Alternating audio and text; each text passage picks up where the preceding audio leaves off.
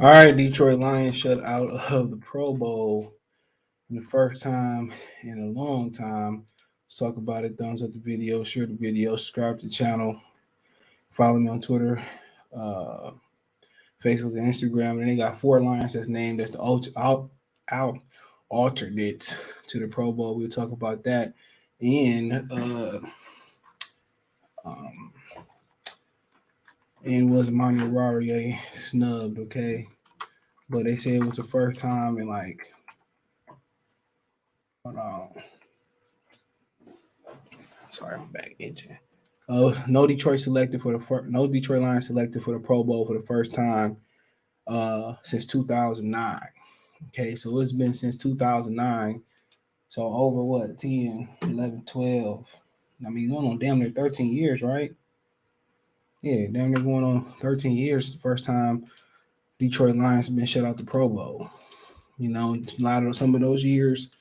So you had Calvin Johnson. Some of them years you had Indomitian Sue. You know, you had players going back, so it's the first time, man. And obviously the record kind of reflected it, bro. You know, and then injuries also helped hurt guys like DeAndre Swift opportunities to go to the Pro Bowl. Okay, you say we see it right here. Detroit Lions selected the Pro Bowl first time since 2009. They said for the first time in more than a decade, Detroit Lions will not be represented in the Pro Bowl. The owner, Lions owners of the NFL's second worst record, 2-11-1, did not have a player selected in the Pro Bowl, and voting announced Wednesday night. Oh, that's a different one. The last time the Lions did not have a Pro Bowl representative was 2009 when they finished 2-14.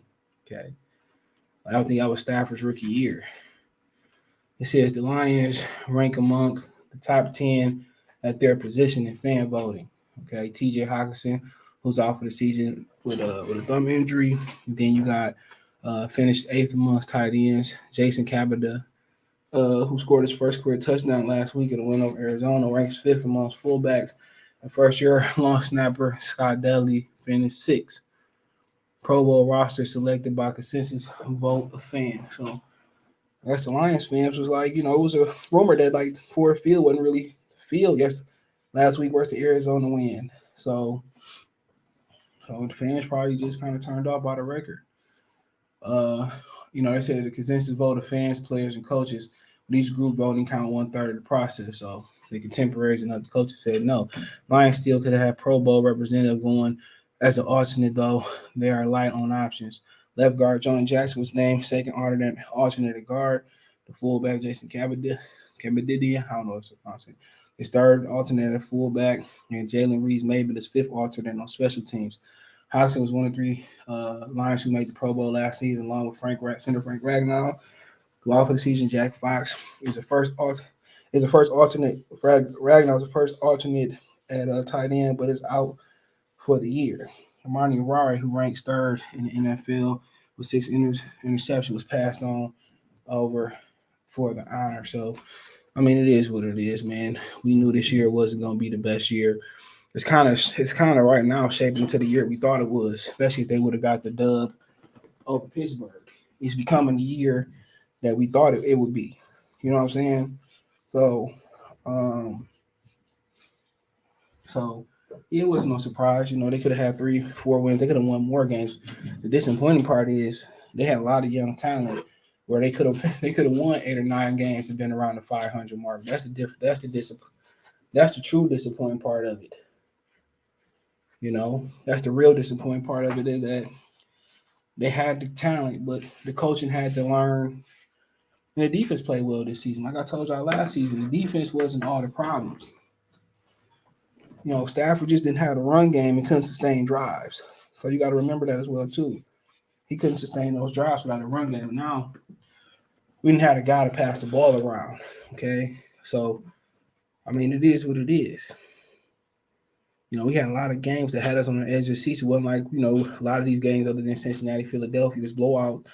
While, we making videos, posting like I ain't watching the game no more. It wasn't too many of those games. There were games that were winnable.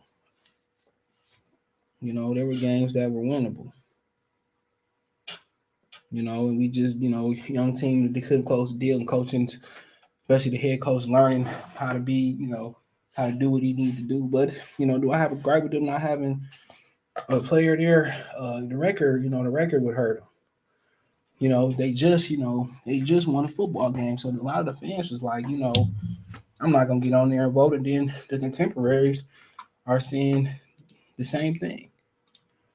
Your peers are saying the same thing. Had they won some of the games they were supposed to win, they would have had some. They would have had some Pro Bowlers. I mean, the Colts are hot, but the Colts ain't the best team in football, record wise, or they not even leading their division. But that's what happens when you don't win. You got to win these football games. We got to start winning them. People saying we don't have the talent. Anybody saying we don't have the talent is ignorant. I see people saying, "Which all expect would," they had opportunities to win the game. The quarterback position was the biggest Achilles heel for this football team, by far. Had they had somebody like Teddy Bridgewater, they would be in the hunt for a playoff spot, literally in the hunt for the playoff spot still. They miscalculated on Jared Goff.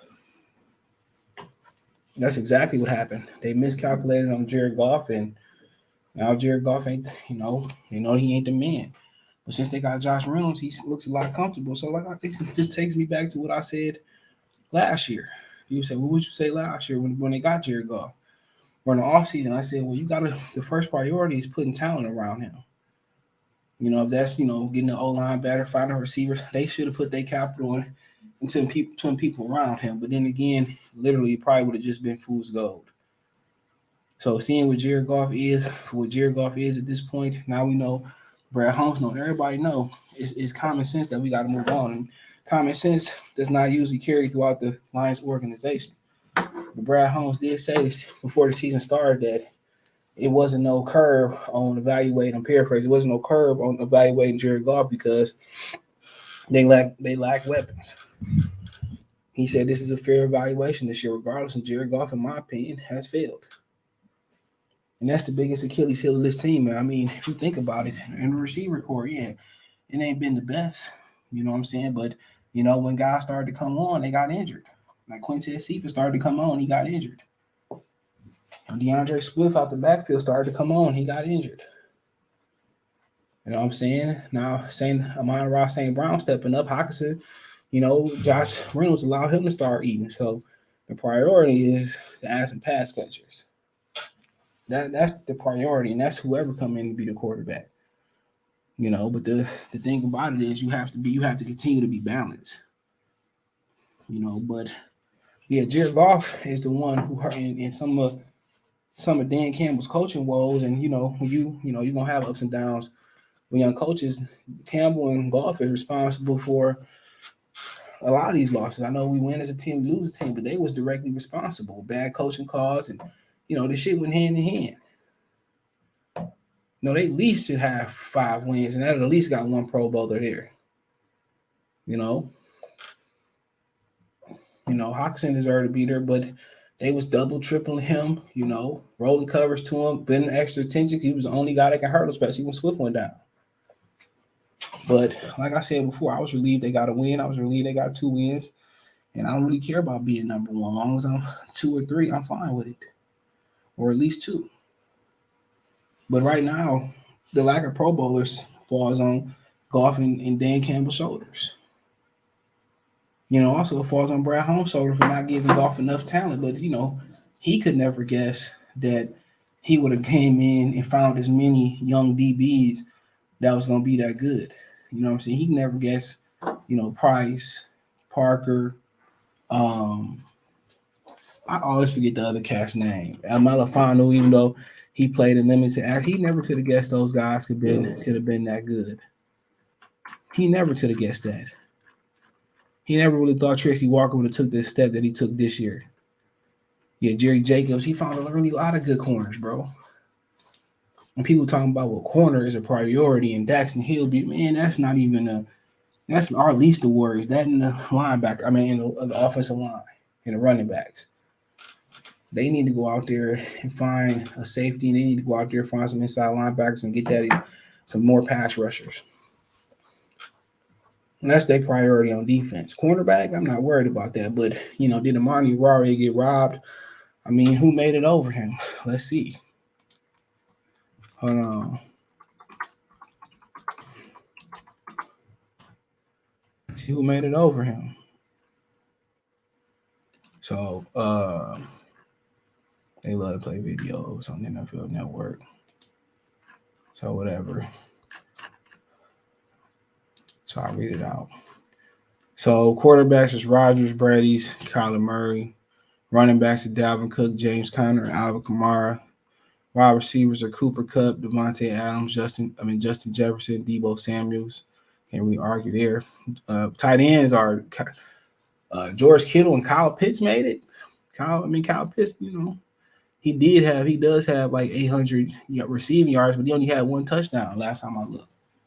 To me, Hockenson did get injured, so that's crazy that Pitts got in over Hockenson. But Trent Williams, Tristan Wirfs, and Tyron Smith are off the tackles. The guards are Zach Martin, Brandon Scherf, and Ali Marpet from the Tampa Bay Buccaneers. The centers are Jason Kelsey and Ryan Jensen, Eagles and Bucks. Fullback is Kyle Juszczyk from the 49ers. Defensive starters are Nick Bosa, Brian Burns from the defensive end, Nick Bosa, Brian Burns from the Carolina Panthers, Cameron Jordan. Interior linemen are Aaron Donald, Jonathan Allen from the football team, Kenny Clark from the Packers. Outside linebackers are Chandler Jones, Robert Quinn, and Shaq Barrett. Shout out to Shaquille Barrett. He doing this thing again. Inside linebackers are Michael Parsons and Bobby Wagner. I was wrong on Parsons. He's a dog. The cornerbacks, Trayvon Diggs, Jalen Ramsey, Darius Slay, Marshawn Lattimore. So you really can't argue with that. Maybe Lattimore is maybe the guy who kind of has some injuries and has some shaky signs, but they only had one free safety, and that's Quadre Diggs, and two strong safety, Buda Baker and Harrison Smith. So, I mean, the only person you really can argue with is Marshawn Lattimore. And Darius Slay might be a candidate he may be a candidate that should be up for Defensive Player of the Year too. So yeah, they only carry four, and they only carry three safeties so far. So, yeah, I mean, and Marshawn Lattimore got a reputation for being a lockdown corner, a little bit inconsistent, but like I said, Oruwariye, his time will come. His time will come, and obviously we traded away two Pro Bowlers, Darius Slay and Quadre Diggs, because they wanted to get an input on what was going on with the defense, and Matt Patricia didn't like their input. So you got to remember that too. So I can't really say that he robbed.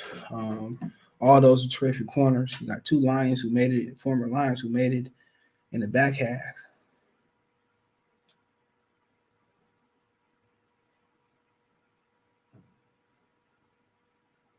So, like I said before, it is what it is.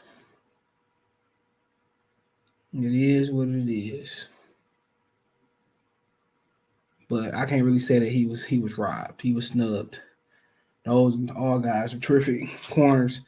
But my only issue is that, if we going off reputation as well too, Hockenson should have been over there over Pitts. But like I said, Pitts is so nasty. If you take a tight end that high, he better be doing what Pitts doing. Usually tight ends in a rookie season don't have the success that he having. So he justifying that the Falcons was right, but also the Falcons needed a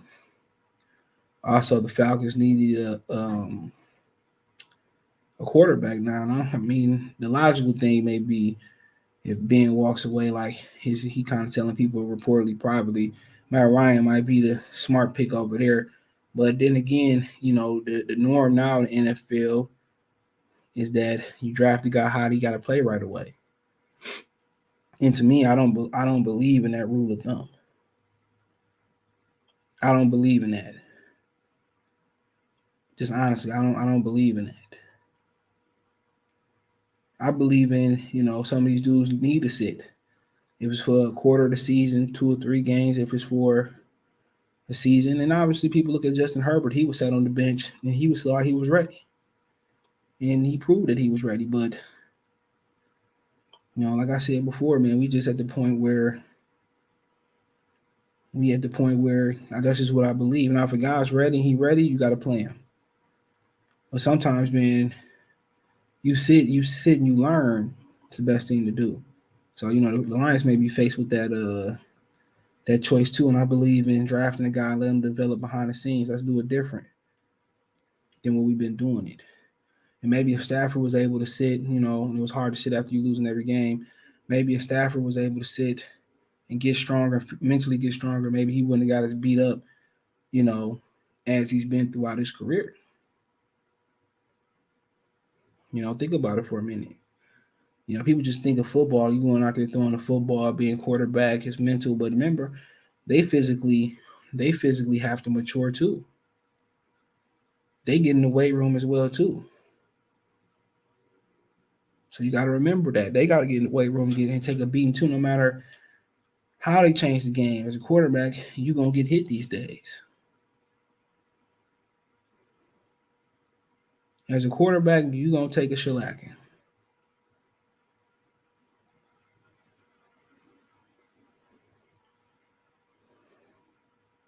You know, but I mean, it is what it is. We win games, we get notoriety.